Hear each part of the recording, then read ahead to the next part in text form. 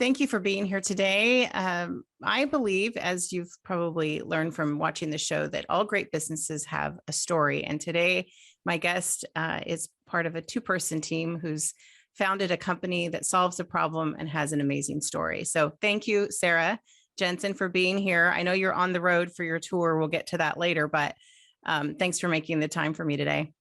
Of course. Thank you, Lisa.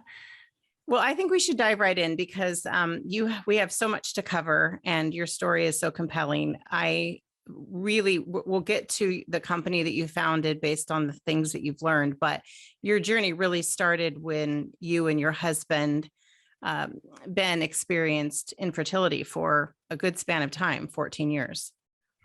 Yes. So we got married young.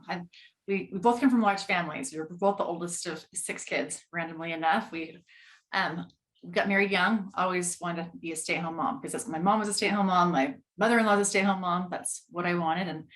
And got married young at 23. And I was 25. We started trying to get pregnant and we tried naturally for a long time and nothing worked. And we started going to doctors and then more doctors and more doctors. And we were always diagnosed with unexplained infertility, which is incredibly difficult. Sometimes people would say, whose fault is it? And infertility is never a fault. It's something that can be changed, or there's never any fault. But part of it, I think, is probably wanting to know, find something, what the cause, so that you can fix it, right? Yes. And so they kept saying we can't figure out what's wrong, and then they said doctors started saying it's more in their environment. So then we started doing a lot of research, and over these 14 years, my husband and I both have master's degrees, we both had great careers. We were spending our entire paychecks were going to paying for these fertility treatments. And we were fortunate that we could afford these fertility treatments, but it was also incredibly difficult. But we went to top doctors across the country. We altered our lifestyle. I hate needles. I was doing acupuncture weekly and therapy and, everything, we knew to do, we tried and could never, ever get pregnant. We did a ton of research during that time because you're saying what in the environment is preventing us from getting pregnant. And we learned there are chemicals found in many of the products we put on and in our bodies that can impact our hormones. They're called endocrine disrupting chemicals or hormone disrupting chemicals. And these chemicals can even be found in many clean and non-toxic products. So it's a whole new category of chemicals I didn't know about. I was at an event just recently here in our community where they were doing education on hormones for men and women and talking about, for example, plastic bottles. And a lot of us use water or metal bottles now for water bottles, but I've been using clean house cleaning products for years. I'm a cancer survivor for almost 26 years now. So I've been aware of this, trying to keep my house clean, right? Healthily clean. But it just never occurred to me that all of these healthy cleaning products that I use are in a plastic bottle. And that was one of the things that they shared. And it's just one of many discoveries I'm sure you've made. You do. And even, you could put a clean product in a plastic bottle, and when it's being shipped from the warehouse to your home, heat can happen, can get hot. These chemicals can leach. And so, anyway, we'll dive into that when we talk more about the business, but I would have to say my husband and I were very, very quiet and very, very personal. We didn't share our infertility story with anybody. Because it was something that was so painful, month after month after month of failure. I had very, very low self-esteem. Did you have a lot of people asking you, when you're going to start a family? When are you going to start a family? I did. And how did you address that question? Just for people going through it who might be getting the same questions. Yeah, sometimes I avoid it. I say, "Oh, we're not trying right now," and I'm like, or it's none of their business. I was, my mindset. I'm like, I'm not asking you when you have sex. Don't ask me when I have sex, right? Or like I would talk about my career. I'm like, when I'm late, I want to do this in my career first. It just kind of deflect or depend on the circumstance. But I do remember it was after 10 years of trying. My sister-in-law, my mother-in-law had just gotten remarried. So my husband now has 3 new step siblings, adult step siblings. And we were on a hike one day and she asked me, and just non-judgmental, and she just said, "Do you guys want children?" And it's the first time I ever told anybody in my family. And I said, "We've actually been trying for 10 years and nothing's worked." And she said, "I'll be your surrogate." And I said, oh my gosh, it's so nice of you. So, that's very, very sweet. And she's like, oh, we're family. Like, I do this for you. And I said, oh, that's so nice of you. I'm like, she doesn't know what that means. We never even considered surrogacy. We were going Is it something, had you looked into it all? It wasn't No. on your radar at all? No, and it's crazy because we were going to just one of the best doctors in Los Angeles. And, we have all the bells and like embryo adoption, all these things, but we were just thinking, get pregnant or adopt. That was kind of our mindset. And so when she said that, and I came home, I didn't tell Ben, my husband, about it because I didn't think she was serious. And then a week later, she called and said, I talked to my husband. And did you think about it more throughout that week? No, because I didn't. I mean, she got married young, had 2 kids right away. I'm like, you don't deal with the fertility treatments because when you're a surrogate, you have to go and do all the shots and do all the things. Right. It's a lot. And so I didn't think she was serious. And then a week later, she called me and said, we want to do this for you. And so we called our doctor, and he's like, unless she's perfect, like you have to be qualified to be a surrogate. They look, you have to have given birth to a child because they look at your medical records. Can you carry to full term? Can you deliver healthy babies? What's your, yes. So they brought her in and she checked out to have a perfect uterus, which was incredible. But even then it took 3 attempts and 3 surgeries for her to get pregnant. So she was almost a year of trying to figure out why she couldn't get pregnant. And then was there any point when you kind of said, okay, thanks for trying, but aren't you done? And did she ever feel done, or did she ever share that she was? No, I was so worried about her being physically sick and giving birth. And I had never really contemplated, and then also giving the baby to me at the very end, but just never really contemplated her emotions about the process. And I remember the first time when it didn't, like, everything was like lining up and like, oh, this is destiny, it's meant to be. And she came to Los Angeles she lives in Arizona, and she came to Los Angeles for the transfer and everything was great. And then she and her husband called me, and her husband's this big burly guy. Don't see a lot of emotion in him. And they called me sobbing and said it didn't work. We're so sorry. I'm like, oh my gosh, you did this. And I said, we're it's fine. It's like they were so emotionally invested. And so for us. And then she's like, no, we're gonna do this again. We're gonna do this again. And so it was them actually saying, we're gonna do this for you. And I remember having a surrogate. I mean, there's so many emotions around infertility, and having a surrogate was very hard for me. And I went to therapy throughout the process, but I would get jealous of Jenna. I wanted to be pregnant. I'd see and she was close with my husband, but she's closer with me. And so she's having any issues with the pregnancy or any weird bodily fluids or just anything, that's for me to talk about. And so I remember getting a call from her one day, and she was sobbing. She called me and I couldn't pick up. So she called Ben, and she rarely called Ben. She's about 17 and a half weeks into the pregnancy. And Ben picked up, and she's sobbing, and she's like, I'm in the ER. Oh. And so Ben came home, got me, and she was in the ER for 48 hours. We thought we had hemorrhaging. So we thought we had lost the baby. At one point, the doctor thought that we were going to lose Jenna as well. And wow, like those probably the worst 48 hours of my life, because I'm like, here she is being so selfless. And if she has 2 children, a husband, if she dies doing this for us, it was just, there's a lot of emotions going through it. Like it's the most right. And you feel too like you did everything they said to do, right? She got checked out. She was healthy, capable. He could not have known. And so at the end of that 40 hours, obviously she got through that. But how were you able to talk to her about how she was feeling? Or I did. She just said, she's like, everything's, but she's very kind, as I think. Imagine somebody who does this. She's very selfless. And so it was always like, as a baby, okay, I want to do this for you. We call her Special Aunt Jenna. Yeah. And then my sister, who also is a volunteer to be our surrogate, Special Aunt Michelle. Mm-hmm. And it's interesting because I have a 3 and a 5-year-old, and they have young kids too, but they feel like my kids are their like grandkids. Like I love them so much. I have a special like connection to them, right? But they also don't have to raise them, so they get to give them back.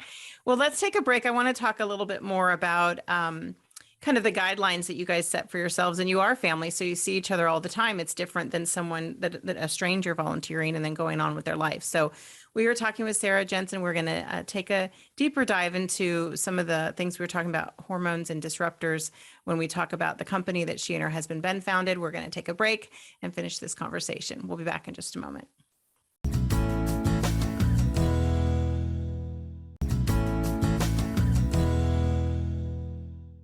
Hi, we're back talking with Sara Jensen. She shared earlier about her and she and her husband's struggle with infertility for 14 years and the two surrogates from your own family, one sister from each side, right? Correct. So you talked about the first baby. Who is older, Hugh or Grace? He was oldest. He's Okay, so she was at your sister-in-law was able to get through her pregnancy safely and have the baby. So let's talk about that a bit. What kind of discussions did you have in terms of how is this going to look afterward? Because as we said, this wasn't a stranger. This was someone who was going to remain in your life and have a place in your children's lives. Yes. So we live in California. In California, there's very strict laws around surrogacy. And so we had to go to a surrogacy therapist an attorney prior to the implantation. And both my sister-in-law and her husband, and then me and my husband. And they go through a lot of questions. They so specific as if my sister-in-law were to get in a car accident and get in a coma, what week of pregnancy would we keep her body on life support for her to give birth to the baby if she were to die? I mean, so you go through all of these if the baby has an issue. Like there's lots of details. That's ahead of just even her delivering. So yes, you have to know those answers ahead. You got to kind of think of things you'd want not ever think of. If Ben and I were to get divorced and we no longer want the baby, who gets the baby? And so they go through lots of logistics, but then emotionally, I've had friends who've hired surrogates, and I've obviously had family members do it. And I think for me, it was easier during the pregnancy because I was so connected and I knew my sister and sister-in-law were taking the best care of their body and I could trust them.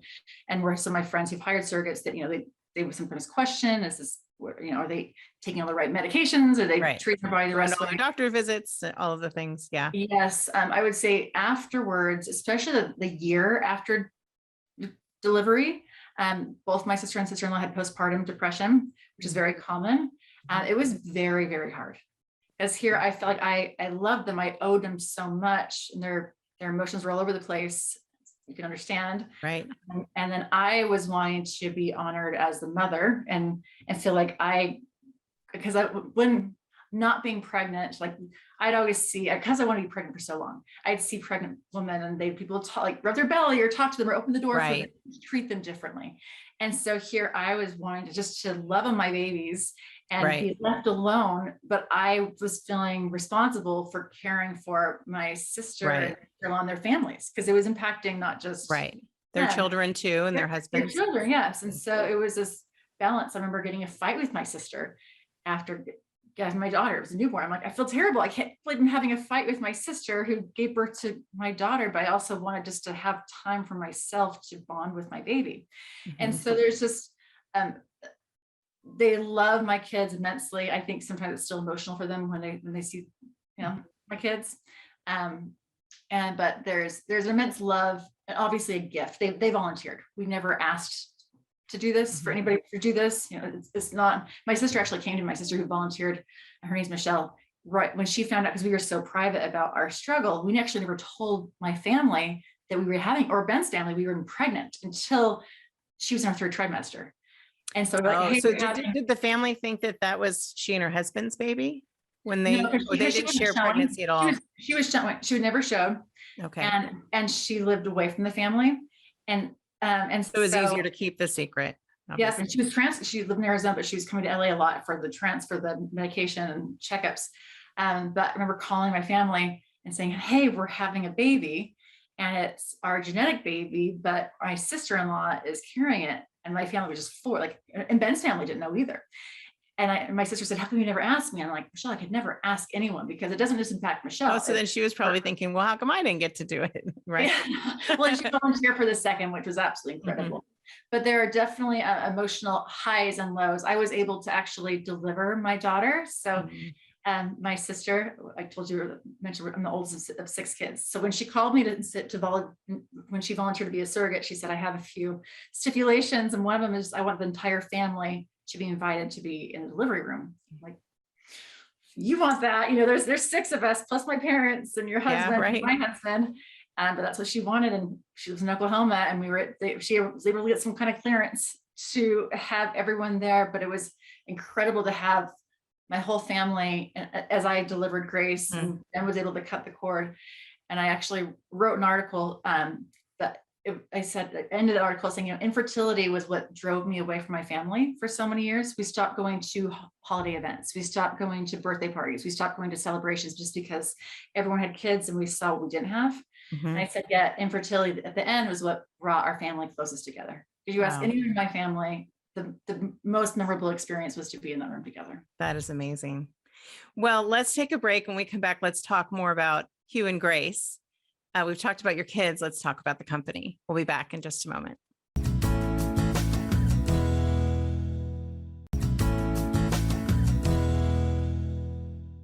I'm finishing up this fascinating conversation with Sara Jensen. She's shared her story of infertility, surrogacy with both of her sisters, her sister and sister-in-law. And now let's get to Hugh and Grace, the company.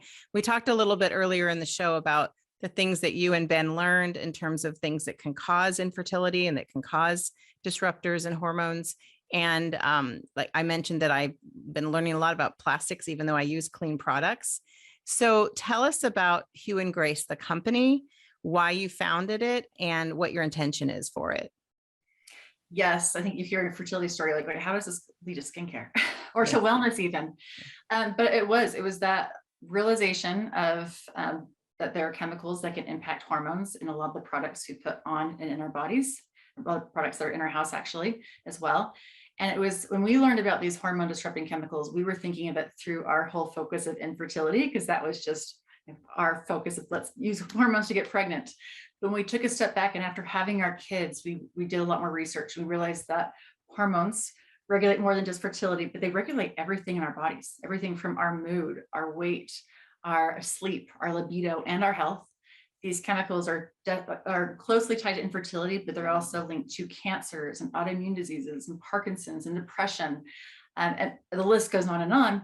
And so after having our kids and saying, we know so much about a topic that impacts everyone, and we were given so much, what can we do to help create a solution? And we're fortunate that we both have amazing networks and our professional networks. And my job, I used to work for a university in their major gifts team. So I've helped raise tens of millions of dollars. And so I have no qualms asking for anybody for favors. So I started, we found and said, so we assembled the world-renowned medical advisory board. I went to them and said, if we're going to help people reduce chemical exposure, how can we do it? And one of the fastest ways people can help reduce their exposure to chemicals is through skincare. What you put on your body gets in your body. Think about the nicotine patch or the pain patch. And it's also, you can actually control what you put on your body. It's something you can control that. And so we said, let's start with skincare, the skin, the body's largest organ. Yep. And let's keep it simple and elevated and amazing performance, high performance products, 100% natural. My husband used to run a wine company, let's craft the best ingredients, because creating really, really clean products, sometimes the performance isn't there, or it doesn't smell great, or it doesn't feel like it's a luxurious experience. And so we spent years interviewing formulators, going across, trying to figure out how to create this. And after 2 years, we found a team that had 400 years of green chemistry experience in their team, a lot of award-winning products. And we said, let's work together and create products that, first of all, don't contain any hormone disrupting chemicals or anything bad. But we actually, our company, we focus on who we are. So we don't have a no list, we don't have a never list, but we have, our products help detox, repair, and protect our bodies. They're simple, they're gender neutral, they're safe for babies, safe during pregnancy. We started with skincare. We're moving next into wellness. So supplements, hydration and detox drink. Think about what you can't control everything that goes inside your body. So how to take care of your body inside out, outside in first, inside out. And then we have lots of different products in the future to help reduce chemical exposure with just simple, really high performing products. One of the things that I love about your story, as I mentioned, I think, most businesses have a story that we gravitate toward, and you might have an identical product. You don't, there isn't one, but let's say there was an identical product to yours or something close. Knowing the story behind the company is what sways me to purchase from one company over another. And so your story would seem like, oh, they solved the problem of infertility and they had a baby. And that would be like the red ribbon on the bow, the bow around the story. But I actually think it's even more special and unique that you had your two babies. That part of your story was a bookend of itself. But instead of just taking your family and going in another direction with your already high powered careers and not needing to go, create a startup, you did that for others. And I'm guessing for the legacy of your children and their safety. And how can you learn all of that and then not share all of that? So I commend you both for the work that you're doing, because you could have just kept all that information and kept your house clean and not necessarily tried to keep my body or anybody else's clean. Thank you. Sometimes my husband, I'm the driver. I'm like, we have to do something. Yes. I think even how we decide to go to market, because we call our products hormone safe. No one knows what that is or why it's important. And so we have different, we're omni-channel. We have different retail options. People can buy it online. We have people we have an advocate program where people can actually enroll and help promote our mission and products. And so, because if we're going to create a holistic solution, it's more than just creating products. We actually have to create awareness and knowledge and education and community with products. And I love what you're doing is that you actually are able to explain the story, because when you walk by a product on a shelf, you don't know why it's important or how it can impact your body. Right. And that's the goal here too. I'm a storyteller. It's what I do. And one of the things that I've done as well that you're doing right now is I've taken my story on tour to gather other stories.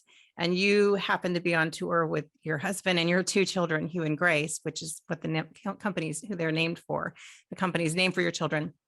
Tell us a little bit about that. We have just a couple minutes, but tell us, you're hitting the road, you're driving a big, I love the spectacle on the road. It really works. People, it catches their attention. I've done the same thing.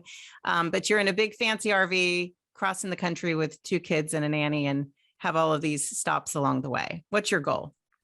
So goal is to help spread awareness and also help support our community. So we launched last May, and we have advocates. We had 200 advocates, people who loved our mission, loved our story. And he said, you guys host events, we'll come out and support you. So we were in 47 cities last year.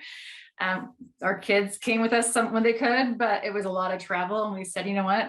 Really building community is so important, and creating awareness with community is great. And so we live in Los Angeles. Our route went from Los Angeles to Seattle, over to Boston, down to DC. We'll go down through, I don't know all the stops we're making on the way back to LA, but a lot. But it is to be and help grow the community, support the community, share the mission, and just have some fun along the way. It's a lot of work.